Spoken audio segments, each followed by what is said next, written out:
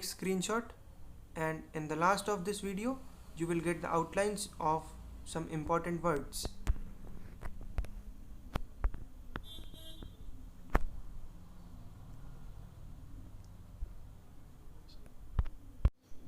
10 seconds, 5 seconds, start.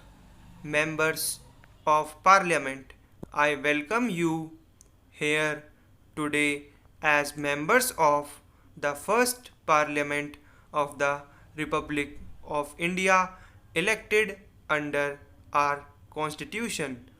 We have now given full effect to the provisions of the Constitution relating to the composition of the legislatures and the leadership of the state, and thus completed one stage of our journey. Even as we complete that stage, we start another. There is no resting place for a nation or a people on their onward march. You, members of parliament, newly elected by over 170 million of our people, are the pilgrims who have to march forward in their company. On you rests a unique privilege and a heavy responsibility. As I speak to you on this historic occasion, I have a feeling of the high destiny of our ancient land and the vast numbers of men and women who live in it. Destiny beckons us, and it is for us to respond to its call. That call is for the service of this great land of India, which has passed through good fortune and ill fortune alike since its story began many thousands of years ago at the dawn of history. During these many years, greatness has come to our land, and tragedy has also been our fate. Now that we stand on the threshold of another phase of India's long story, we have to determine afresh how best to serve her. You and I have taken the oath of service to this country of ours. May we be true to that pledge and dedicate our highest endeavor to its fulfillment. India has, after a long period of subjection, gained her freedom and independence. That freedom has to be maintained, defended, and enlarged at all cost, for it is on the basis of that freedom alone that any structure of progress can be built. But freedom by itself is not enough. It must also bring a measure of happiness to our people and a lessening of the burdens they suffer from. It has therefore become of vital importance for us to labor for the rapid economic advancement of our people and to endeavor to realize the noble ideals of equality and social and economic justice which have been laid down in our constitution. India has represented throughout her history certain other urges of the human spirit that has perhaps been the distinguishing mark of India, and even in recent years we saw a noble example of that ancient spirit and urge of India in the form of Mahatma Gandhi, who led us to freedom. To him, political freedom was a vital step, but only a step to the larger freedom of the human spirit.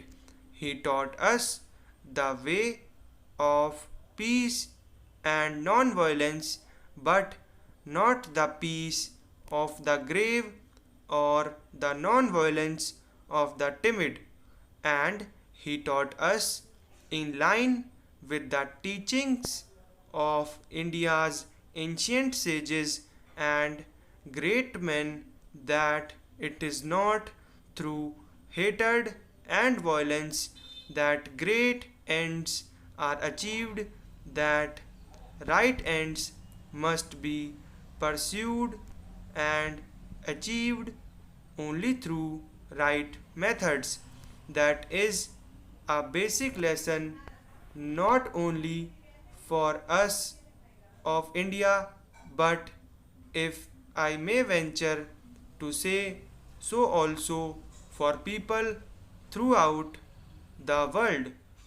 I earnestly trust that in the great tasks that face us, you will remember this ancient and ever new message of India and will work in a spirit of cooperative endeavor, placing the cause of the nation and of humanity above all lesser objective.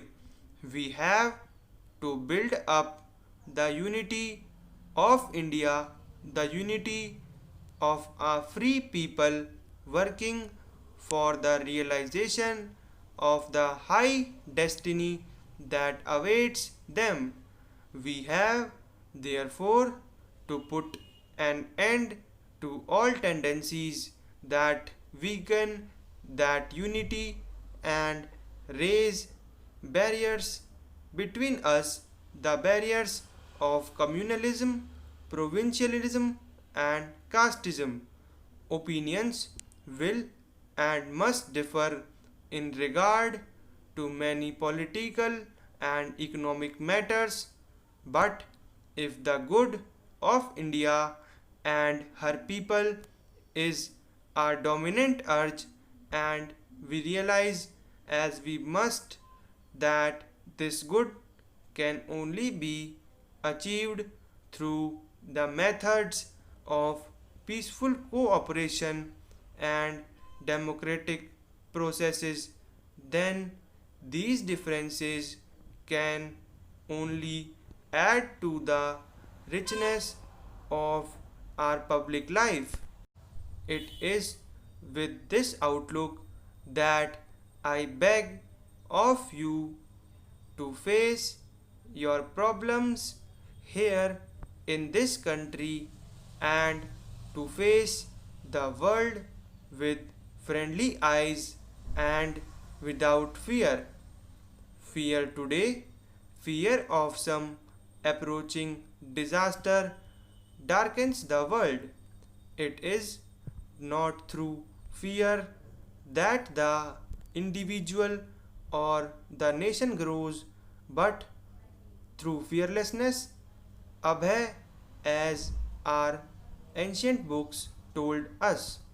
We have consistently pursued a policy of friendship with all the countries of the world, and that policy, though sometimes misunderstood, has been progressively appreciated by others and is yielding fruit. I trust that we shall firmly continue that policy and thus try to lessen somewhat the tension that exists in many parts of the world. My government has not sought to interfere with other countries, just as it does not invite any interference from others in our own country. We have tried the method of cooperation wherever possible, and our good offices are always available to further the cause of peace. We have no desire to thrust them on anyone. So, our first outline is Republic of India. For Republic of India, we will first write Republic, and for Republic, we will first write R and then this. It will be called as Republic, and for India, we will write here N, halving of N, and we will omit off. So, it becomes Republic of India. Republic of India. Next is leadership. For leadership, we will first write leader, and then for ship, we will disjoin it from leader. Leadership. Leadership. Repeat the word again and again for fluency. Next is pilgrims. For pilgrims, we will write first pill down the line, and then grim, and then ms. Pilgrims. Pilgrims. Privilege. For privilege, we will first write pre, and then you can write like this privilege and also like this. Privilege. Privilege. Privilege. Next is historic. For historic, we will first write upward H and then S, circle, and toric. Historic. Historic. Historic. Next is Dr. Rajendra Prasad. For Dr. Rajendra Prasad, we will always write doctor if it comes differently like this, doctor.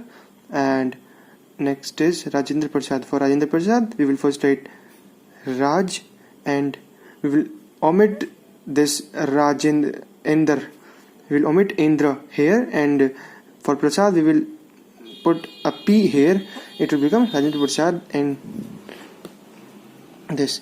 Next is Jawaharlal Nehru. For Jawaharlal Nehru, we will first write J, and then for Lal, and then Nehru, we will omit this var, Jawahar, and for this Jawahar, we will first only write this J.